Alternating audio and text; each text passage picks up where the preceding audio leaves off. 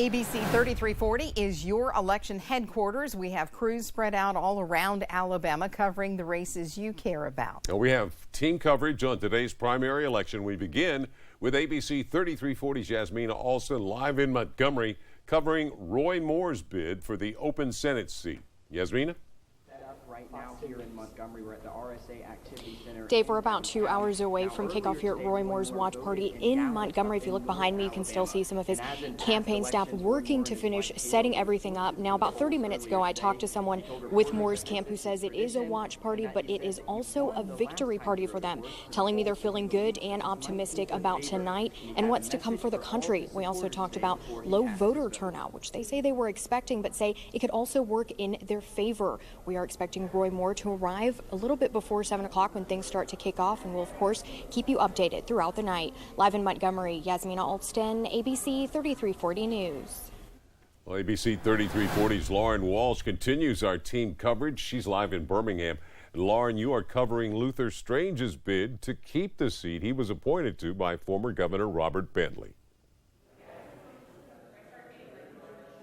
Dave, and former Governor Robert Bentley made that appointment back in February before he resigned. We actually have video of that now. Let's roll that because we remember that day. And since Strange has been in Washington, he's gained the support of his colleagues in the Senate.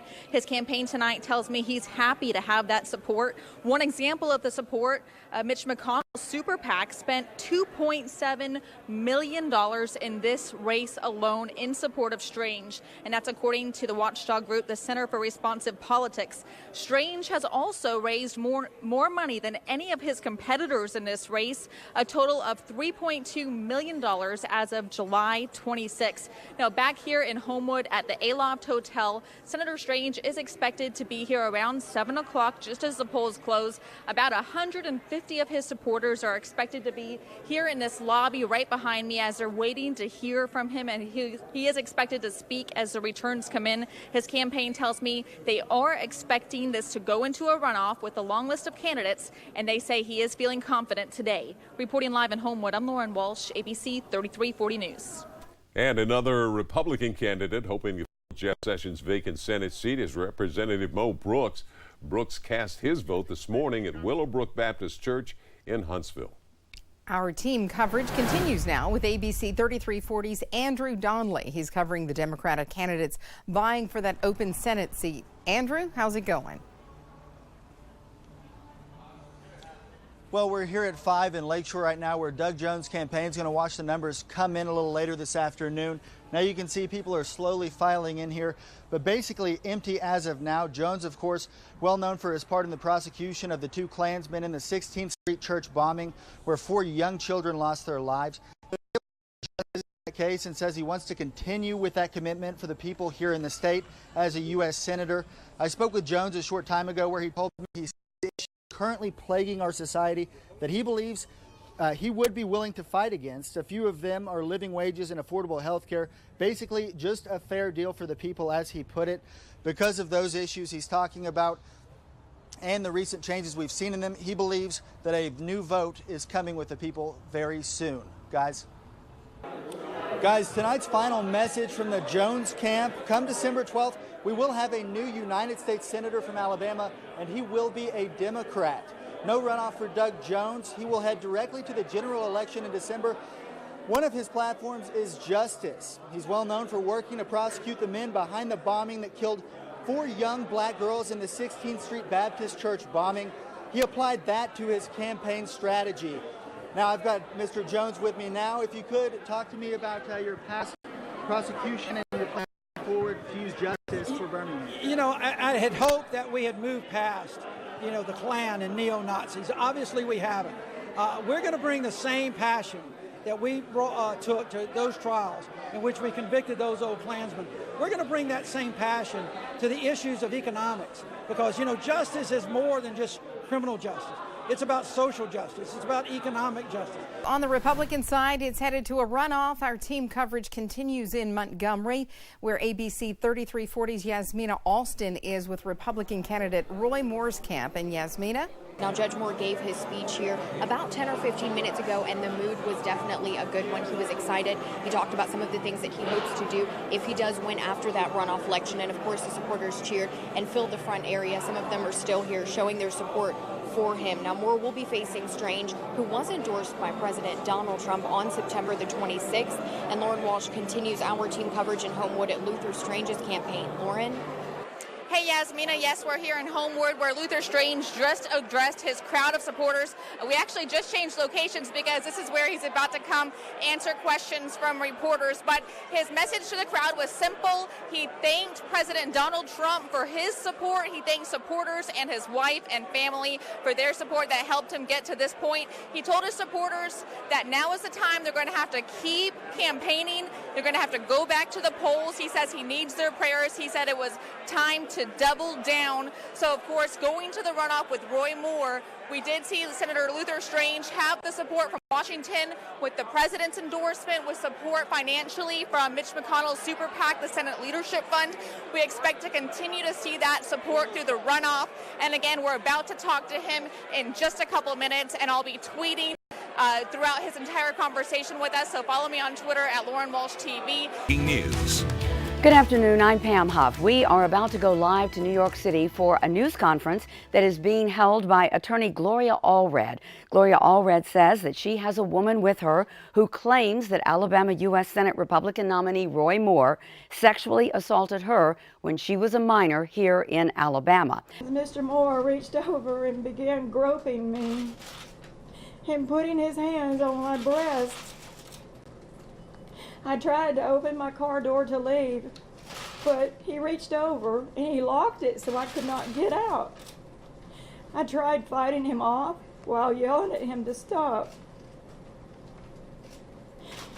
But instead of stopping, he began squeezing my neck, attempting to force my head onto his crotch.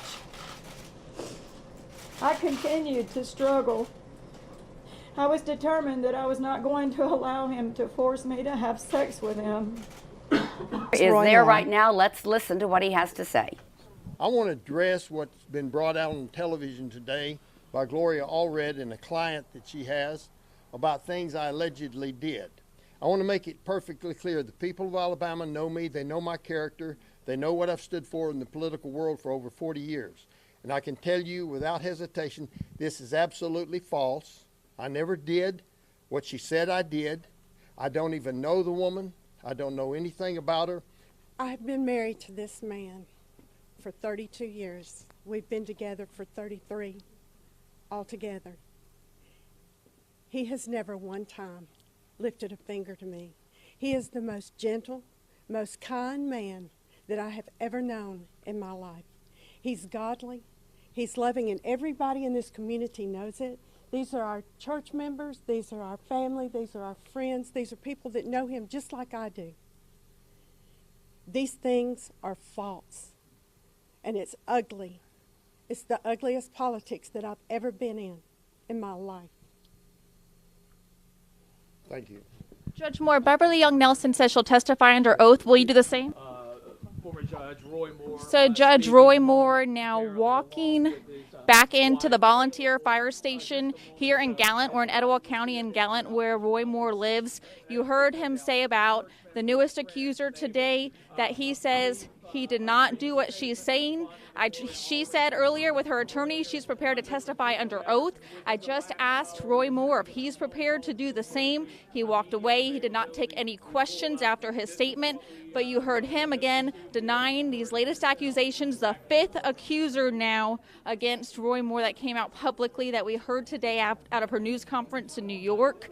Again, we're here trying to get more answers from Judge Moore, but he also stood next to his wife, Kayla Moore, and Kayla said that she trusts her husband, that he's never laid hands on her in an inappropriate way, and we are here to try to get more answers as we continue the latest developments in this Senate race.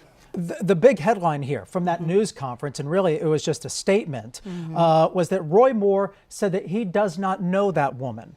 We also know that she held up a yearbook that had his signature in it, personalized to her. So now there's going to be a question regarding that particular signature. Roy Moore also said he doesn't even know where this restaurant is that came about today. This is really interesting. The full resources of ABC 3340 are certainly working this story from state line to state line. Live in our studio this morning, we have Senate candidate Roy Moore's campaign chair, Bill Armistead. Bill, thank you so much for joining us. My pleasure. So we want to talk about Judge Moore. This has surely been a very stressful week for him. What is he doing from this point forward with his campaign? Well, Judge Moore is a man that's been in politics for 30 years now in Alabama, and he's got a reputation of being a sterling character. He's never had any charges like this before. We believe this is a cooked-up charge because they spent $30 million to try to defeat him in the primary. That didn't work. Now we've got the nomination. We're going in 4 weeks before the election. You have these kind of charges coming out at the last minute.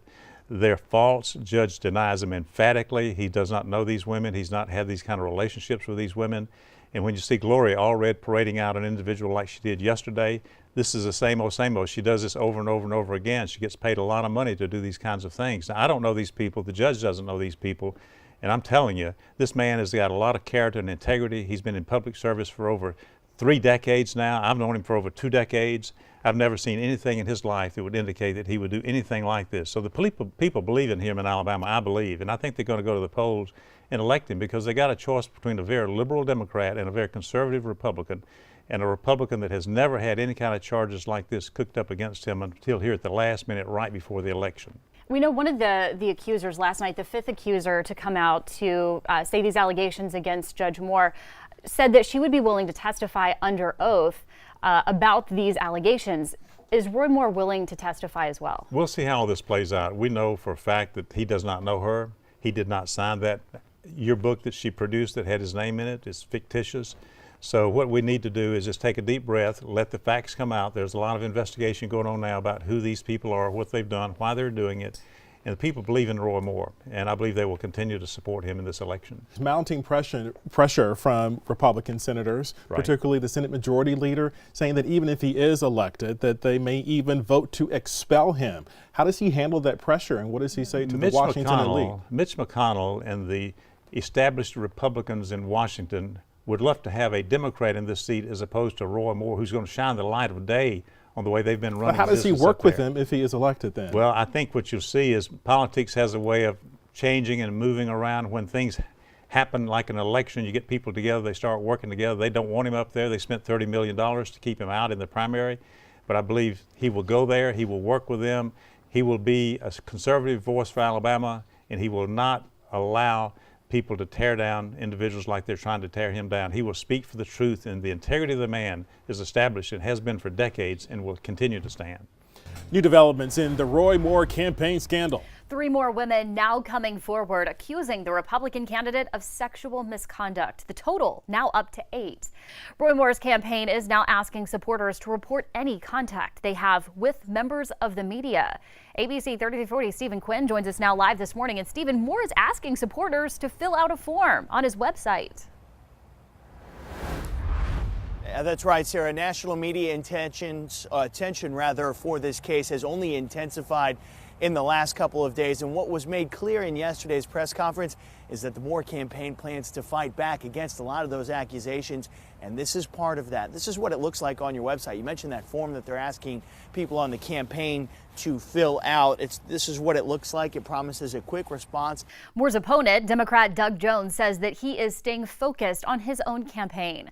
Last night, the Senate candidate spoke with supporters. Jones says he feels Moore will have to answer for his actions on his own accord.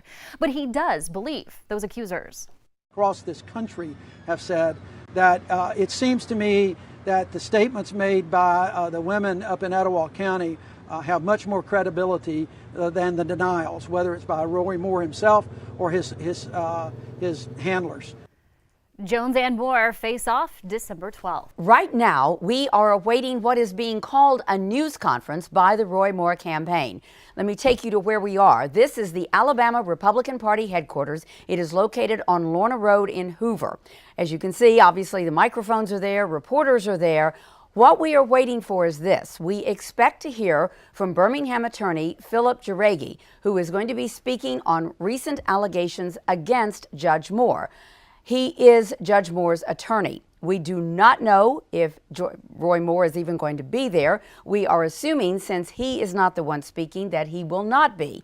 But obviously, we are going to take this just as quickly as someone steps to the microphones to speak. Let's go to the podium right now. This is live breaking news. This is Bill Armistead speaking. Things that he did not do 40 years ago.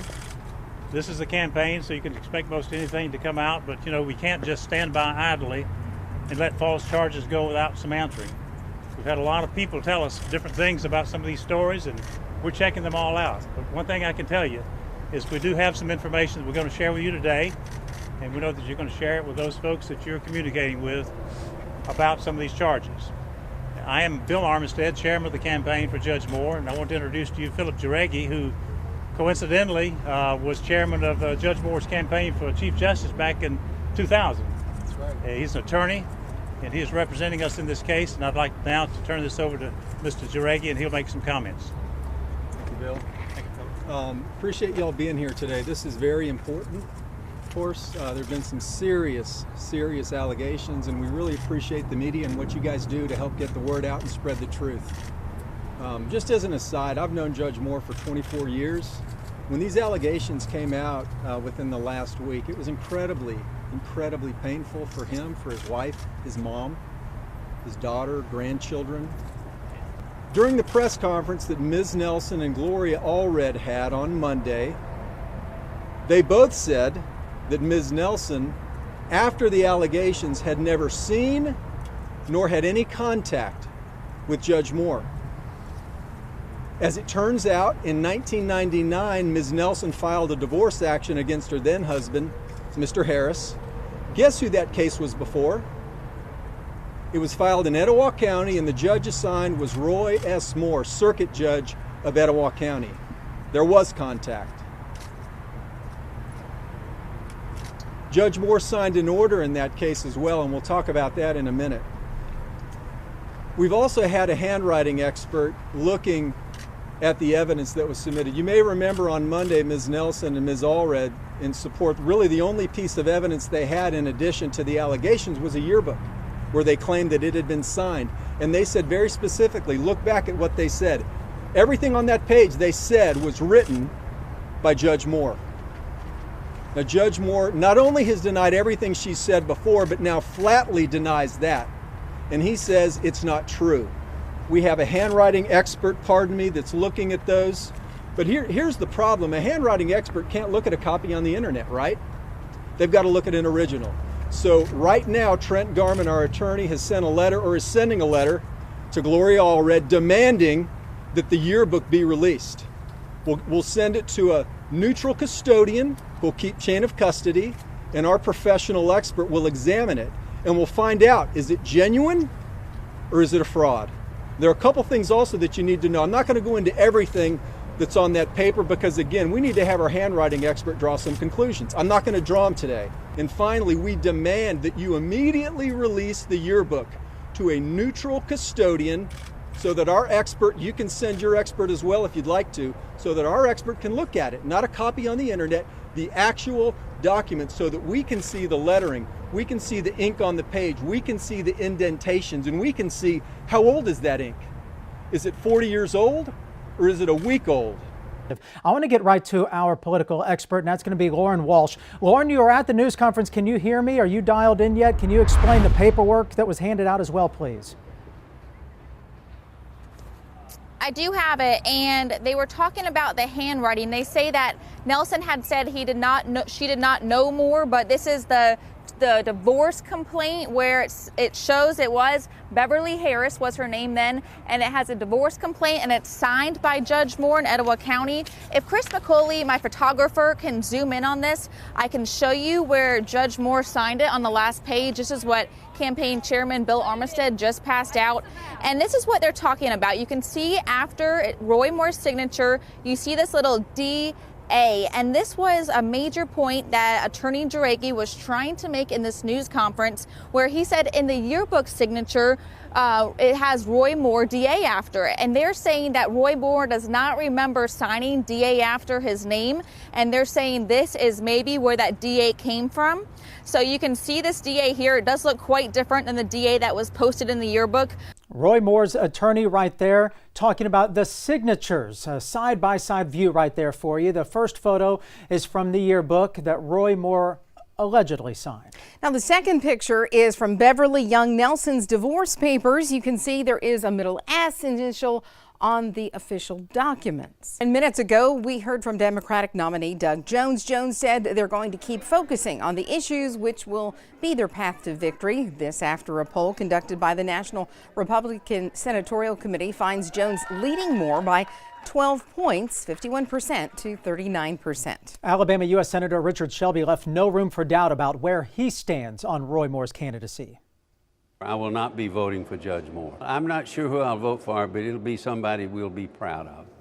And so much continues to happen, even in the past 60 minutes involving this Senate race. Let's start with some fast facts right now to get you caught up to speed.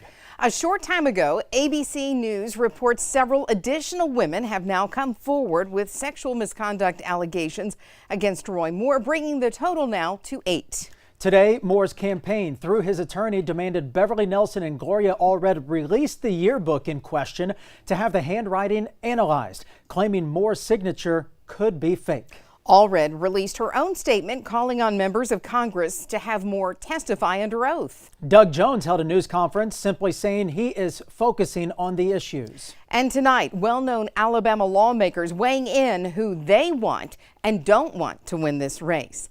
Good evening. I'm Brenda LeDunn. And I'm Christopher Sine. Republicans are beginning to feel the heat of the controversy surrounding Roy Moore. The state GOP leaders meeting today, but were very elusive about what they were discussing and even slipped out, avoiding a herd of local and national reporters. ABC 3340's Jennifer Gonsolin tried to catch those members before they left. Jennifer, any word on what they met about? You know, guys, I was about to say, you guys are right. Elusive is one word. Also, disappearing act may be another word. Meantime, President Donald Trump remaining equally silent about those allegations today when he was asked from a reporter. Should Roy Moore resign, Mr. President? Do you believe his accusers? Do you believe the accusers of Roy Moore, Mr. President? Should he resign?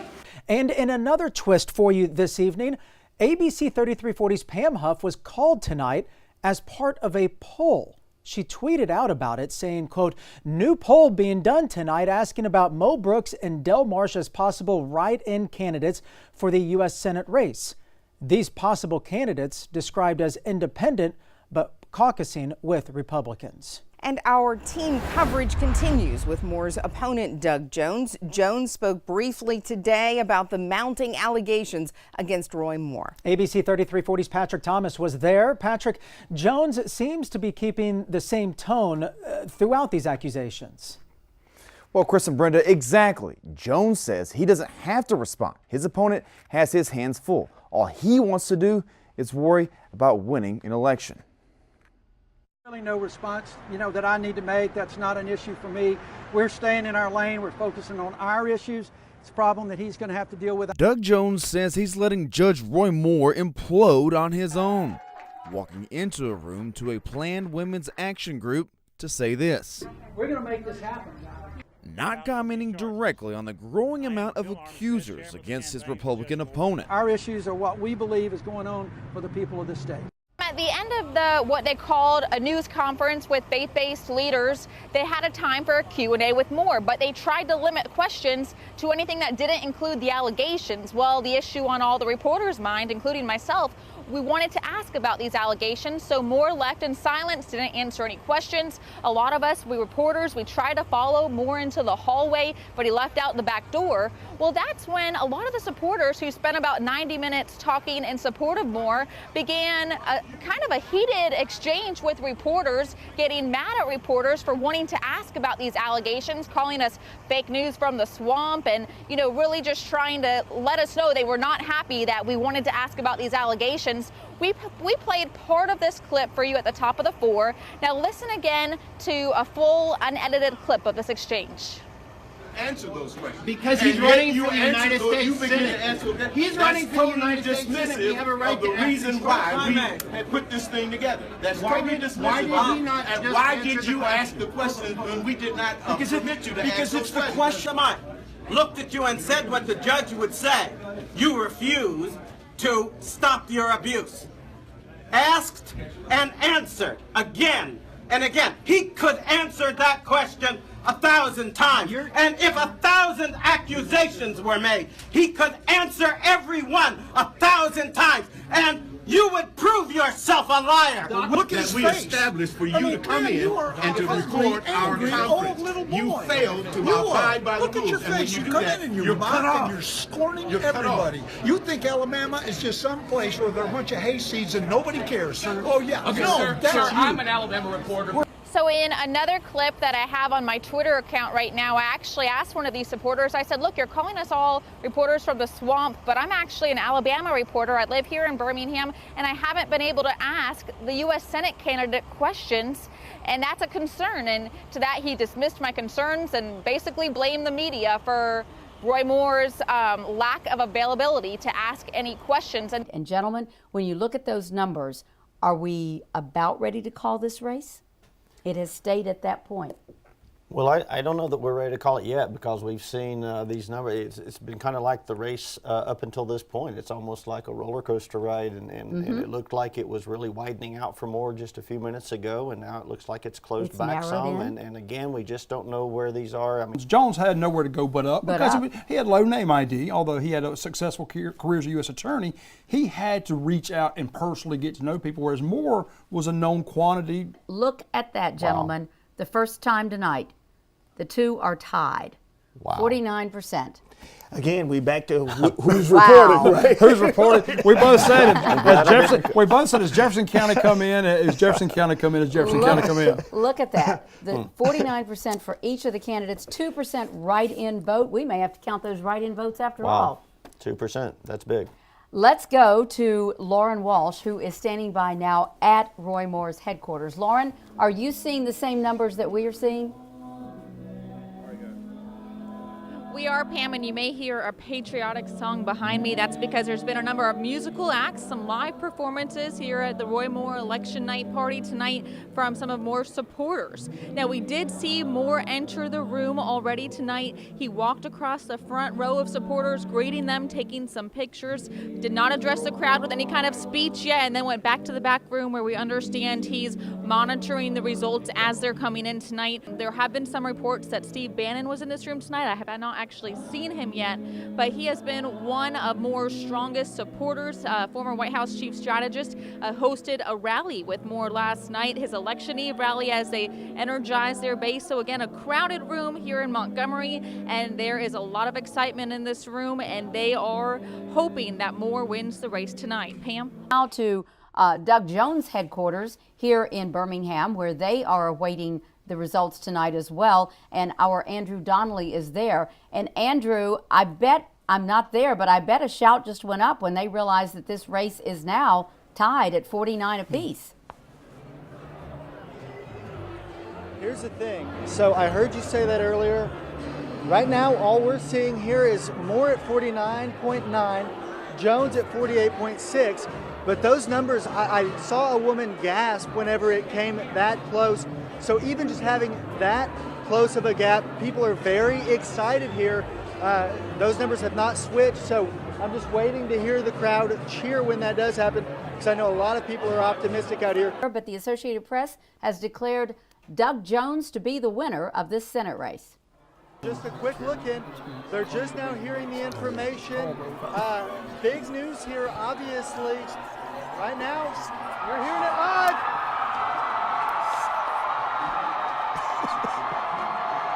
Well, we're actually live on the air right now. How are you doing, sir? Good. What about you? I'm good. A lot of excitement. I don't know. Yeah, this is exciting. Yeah. This is very, very exciting. Talk to me briefly. Have you been with Doug Jones waiting these numbers out? I haven't. Okay. What I've been doing is talking to people across the state about the turnout model across the entire state. Earlier, we realized that the turnout model would be higher in certain areas, more so than we thought. Pam, it is a very quiet room other than some Christian music playing here at the RSA Activity Center. I can tell you a couple minutes before the race was called, the room really got quiet as Jones took the lead, and it has remained quite quiet. You can just see the surprise on many of more supporters' faces. And we have not seen Moore again since the race was called, but earlier we did see him walk out and greet some supporters, did not make any comments. So we're waiting to see if he will come back out tonight and address the crowd. This actually opens a door to a possible Democratic victory in the Senate in 2018 that just a few months ago looked locked. It just didn't look possible for Democrats, maybe the House, but not the Senate. Now that door is a little bit open, and so this is a huge deal, and I think it's an invitation for a lot of big Democrats to jump into races across the country. there he is. There is Doug Jones.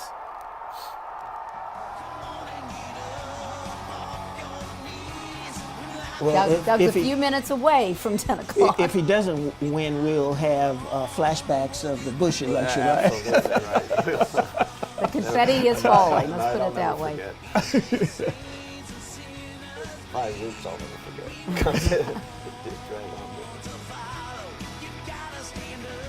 Very happy Doug Jones there tonight, who must be, he's got to be pinching himself going, we really pulled this off. Folks, I got to tell you, I think that I have been waiting all my life, and now I just don't know what the hell to say.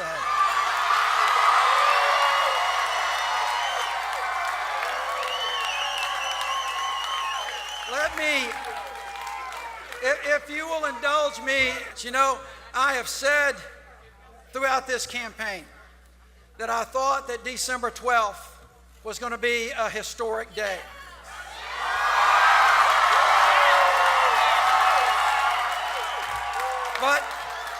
But I gotta tell you, and you know where I'm headed, December 12th has always been a historic day for the Jones family. This is, as you know, mine and Louise's 25th wedding anniversary. My running mate, my partner.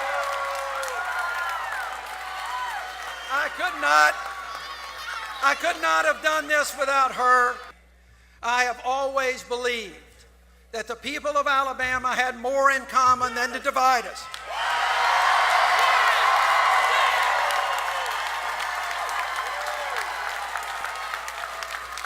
We have shown, not just around the state of Alabama, but we have shown the country the way that we can be unified.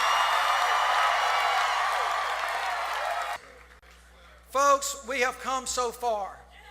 We have come so far, and the people of Alabama have spoken. They have said,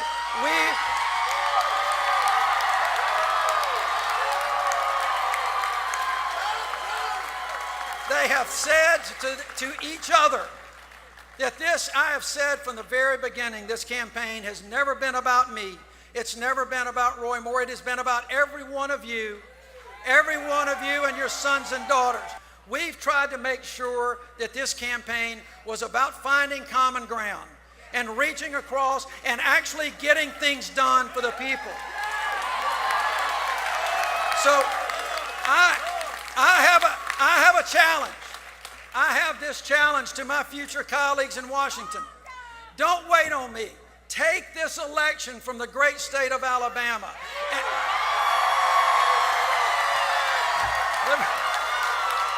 Let me finish. Take this election where the people of Alabama said, we want to get something done. We want you to find common ground. We want you to talk. Take this opportunity. in light of this election. And go ahead and fund that SHIP program before I get up there. Down in Montgomery with the Roy Moore campaign and Lauren Walsh. Chris, I'm not sure if you can hear behind me, but the crowd is now singing hymns. They're on How Great Thou Art. This is their second hymn of the night. Before they began singing hymns, it was really quiet in this room. You could see the surprise on a lot of more supporters' faces. But we did hear his campaign manager, Rich Hobson, come out a short time ago after many news organizations called the race. He said results were still coming in and the campaign had not called it yet. So after we heard from Rich Hobson, we started hearing the crowd singing hymns. We are told that Roy Moore will be coming out shortly to address the crowd, but we're not sure yet if he plans to concede or ask for a recount. We're not sure what Moore's plans are at this point, but for now, a somber mood. I have to say this. This came from John Merrill himself. You and I were on the call. Patrick Thomas was as well. We're going to get to Patrick in just a moment, but John Merrill said if a number of write-in votes is equal to or greater than the difference of the final votes, then the write-in votes must be hand counted. And right now, with 16,000 plus write-in votes, we might be in that realm where those write-in votes must be hand counted. Right. And Roy Moore could ask and pay for a recount as well. This is a significant shift here that has occurred. This is historic, and I don't take that term very lightly here. This is a significant event that has taken place. Do we still have the live images up from Doug Jones' campaign in Birmingham and also Roy Moore's campaign in Montgomery? Because I want to make sure our viewers realize we are monitoring both of those situations, because you never know what a candidate will do in these types of situations. Thank you. You know, I really want to thank you for coming tonight and realize when the vote is this close that it's not over. And we still got to go by the rules about this recount provision, and the Secretary of State has explained it to us, and we're expecting that the press will go up there and talk to them to find out what the situation is. But we also know that God is always in control. You know, part of the problem with this campaign is we've been painted in an unfavorable and unfaithful light. We've been put in a hole, if you will, and it reminds me of a passage in Psalm 40. I waited patiently for the Lord. That's what we've got to do. And he inclined to me and heard my cry and brought us up also out of a horrible pit, out of miry clay, and set my feet on the rock and established my goings and put a new song in our mouth, even praise unto our God. Many shall see it and hear it and shall be moved by that, if you will. And that's what we've got to do, is wait on God and let this process play out. I know it's late. We can't wait and have everybody wait till after 11 o'clock. But the votes are still coming in, and we're looking at that. May God bless you as you go on. May He give you a safe journey, and thank you for coming tonight. It's not over, and it's going to take some time. A lot of people who said they were going to vote for Roy Moore did not vote for Roy Moore. So we're very proud of them also. But this is really just about the state of Alabama. I'm just proud of everybody who voted for Doug tonight, whether you are a Republican or a Democrat. They did the right thing. We are just waiting on this news conference because we really like to wrap up our coverage from beginning, middle, and end. And this is that ending part as we're waiting to hear from John Merrill. Okay, can we go? Let's just go ahead and dip right into the coverage right now. Let's. Chris, I'm live now with Secretary of State John Merrill giving us a recap on what happens now. Mr. Merrill, what happens? Well, Lauren, one of the things that we just shared with this team that was here tonight is the procedures that will actually occur from this point forward. The main thing that the viewers need to know is that this process just begins certification now.